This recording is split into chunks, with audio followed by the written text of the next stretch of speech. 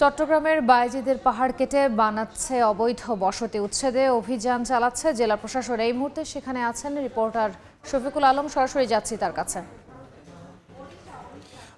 চট্টগ্রামের বাইজি যে শান্তিনগর রয়েছে সেখানে নাগিনী পাহাড়ে আশেপাশে অনেকগুলো পাহাড় কাটা হচ্ছে দীর্ঘদিন ধরে।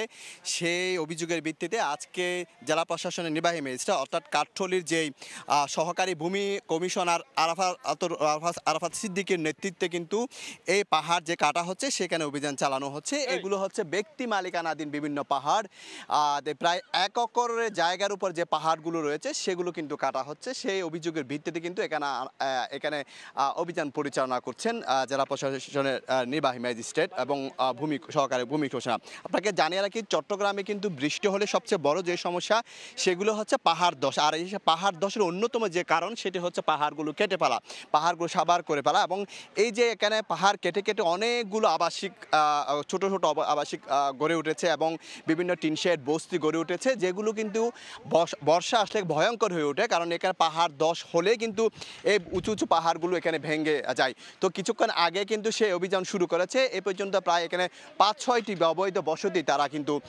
ভেঙে দিয়েছে, গুড়িয়ে দিয়েছে। এবং আপনাকে একটু জানিয়ে দেখায়, এই যে পাহাড়, তো এই পাহাড়গুলো এরকম সবুজ এবং অনেক গাছগাছালি ছিল এই পাহাড়ের উপর, সবগুলো কেটে কিন্তু এখানে একেবারে কেটে কেটে কেটে কেটে স্তর করে করে কিন্তু এখানে নতুন করে কিন্তু বসতি স্থাপন করছে একটি চক্র। কারণ এই চক্রগুলো কিন্তু আসলে বিভিন্ন যারা অসহায় নিরীহ মানুষ যারা বিভিন্ন জায়গা থেকে আসে, বিভিন্ন জায়গা থেকে বরিশাল, রাজশাহী সহ বিভিন্ন জায়গা থেকে চট্টগ্রাম শহরে যারা আসে, ক্ষুদ্র আয়ের মানুষ, নিম্ন আয়ের মানুষ, তাদেরকে এগুলো অবৈধভাবে এগুলো ভাড়া দিয়ে থাকে।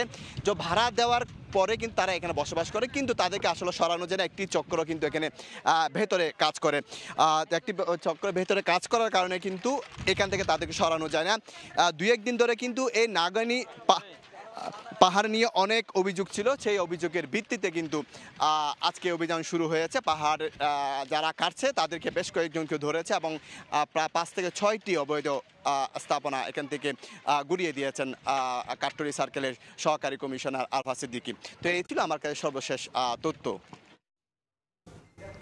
চট্টগ্রাম থেকে যুক্ত হয়েছিলেন সহকর্মী শফিকুল আলম।